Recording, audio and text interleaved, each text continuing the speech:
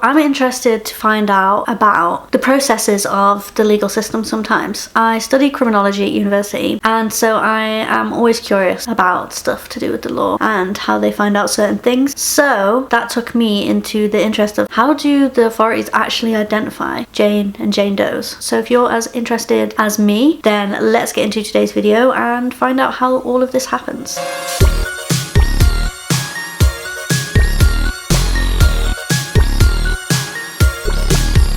Hello everyone! So as I said, we're gonna figure out today how they actually identify Jane and Jane Does. Have I said Jane and Jane Does throughout this whole video? Jane and John Does. Apologies for that, you guys. Okay, so as always, I will have the source linked in the description in case you want to go and read it or look at it yourself. But it says how authorities positively identify Jane and John Does. First way that they identify them is apparently through analysing fingertips. But it says fingerprints continue to be the most universally used forensic tool due to the presence of massive, constantly updating databases of fingerprints all over the world. Identifying a body by its fingertips keeps getting easier. Beyond the pattern of fingertips skin, the bacteria that lives there may also help to identify people, since communities of bacteria are specific to an individual. As Noah Fira of the University of Colorado explained, we leave this trail of bacteria everywhere we go, and the idea was, could we use this trail to identify someone who had touched a given object or surface? Very interesting. Obviously, yeah, I guess fingerprints, but then not everybody's fingerprint is on the database. So if not everybody's fingerprint is on the database, what is the next way that they will try to identify them? And that is dental x-rays and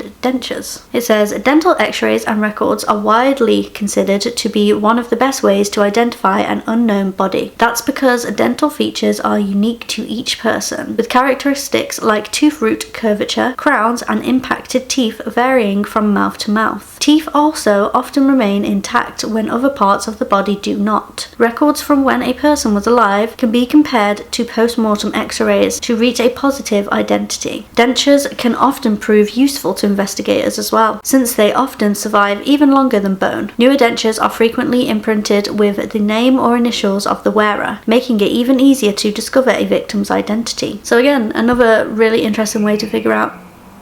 Sorry if you just heard that. Someone decided to speed in a car past my flat. But yeah, a really interesting way again to find out who someone is. It blows my mind that our science is so advanced that we can figure these things out. I find it so interesting and amazing that we are advanced enough to find out who someone is through these techniques. The next way is looking for personal belongings and supportive documents. Perhaps the easiest way to positively identify someone is to use the personal belongings on an unidentified individual. Documents like a driver's license or a passport can easily give investigators a name, which they can then verify with next of kin. Personal belongings such as phone or jewellery can also prove helpful. So I was also going to say tattoos is another good one, I guess. If someone has a lot of tattoos or a distinctive tattoo, I guess that would be a good one. I wonder if that's also on the list. Maybe we'll see it on there. But I feel like that'd be a good way to identify someone too. The next one is testing DNA. As DNA testing advances, it has become more and more valuable to forensic scientists. It can even help close cold cases. In 2011, DNA testing revealed the identity of a victim from a 1985 murder. DNA can also point to the perpetrator of a violent crime. Forensic officials often compare the foreign DNA found on a victim to that of a potential suspect. Again, blows my mind how amazing it is that we literally can take someone's DNA and find out who they are. I was watching a podcast the other day and there was a forensic scientist on there who was saying that they're at a point now with DNA that they will be able to really find out, you know, the person's eye colour, age, ethnicity, all sorts of information that can figure out who this person is through just DNA. And it's just so interesting. I feel like if I'd have been better at science, I would have loved to be a forensic scientist. That or a zoologist. You know, two very different careers, but I wasn't blessed in the science department, which is very sad. I would have loved that so much. So I just find it so fascinating, but crazy. Let's move on to the next way that they identify people. The next way is by examining the skull. If a skull is discovered, it can lead to the positive identification of a victim, even if the rest of the body can't be found. The sagittal sculpture, the line that runs along the length of the skull, can be used to determine if the victim is over 35. The coronal sculpture, a second line at the front of the skull, can be used to determine if someone is over 40. Thanks to computer graphics, the skull has become even more helpful. CG can be used to perform a facial reconstruction to guess what the victim looked like. Okay, so I don't know if I butchered the words coronal suture and sagittal suture, so I apologise in advance, but wow. Imagine being able to look at a skull and just know that someone is either over 35 or over 40, and also the fact that they can reconstruct faces now and show how this person would have looked. It's just amazing. It's amazing. Okay, the next way is by finding surgical implants. Surgical implants can provide valuable clues for identifying unknown people. Materials such as titanium, which can survive fire and chemical damage, or medical devices with serial numbers can pinpoint towards a successful ID. In 2009, surgical implants served as a key to identifying several bodies after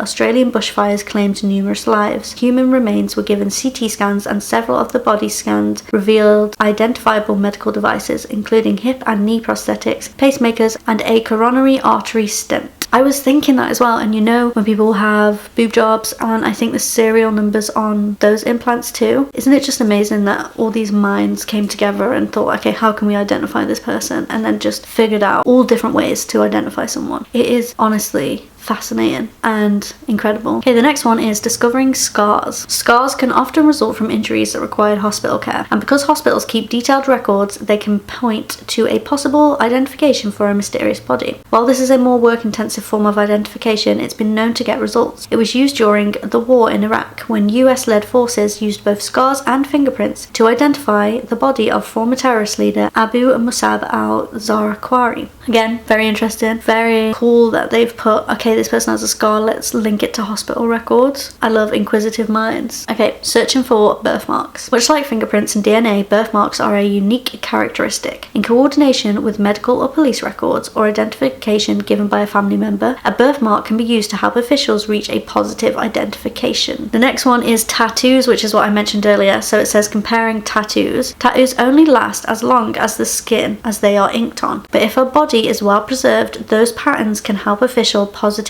ID a person. In 2016, a body was discovered in the Kankakee River in Illinois. Decomposition made identification by fingerprints impossible, but coroner Robert Gessner discovered a rose tattoo on the victim's neck during his examination. He contacted the local sheriff's office and asked him to search through the public safety database to see if any records matched the description of the tattoo. They had a match, and positive identification was within minutes. I've also heard that when you die, if you have a tattoo, and obviously you decompose or whatnot, your skin goes onto your bones, and that those tattoos then transfer to your bones. I'm not sure if that's 100% true, but I've heard that. And so I remember when I would get tattoos, because I have a lot of tattoos, and I would be like, well, it's the one thing that I can get in my lifetime that sort of will stay on me forever, because I thought that, you know, it stays on you forever even as you decompose, I suppose. God, that sounds so dark. Okay, when I put it this way, it sounds really dark, but it felt like a really cool thing at the time. Anyway, I hope you have enjoyed this video. I know it may have felt a little bit darker because of the subject matter, but I genuinely find forensic science and scientists really fascinating, and the way that law enforcement and the way that forensic scientists work to help get answers for victims. I think that's amazing, and I like to learn about these things. I want to hear about the technical side of it, of how did they get those answers, and I think that this is a good video, so hopefully you guys liked it. If you did, please remember to smash a massive thumbs up. Remember to subscribe, and until next time, I'll see you all soon. Bye.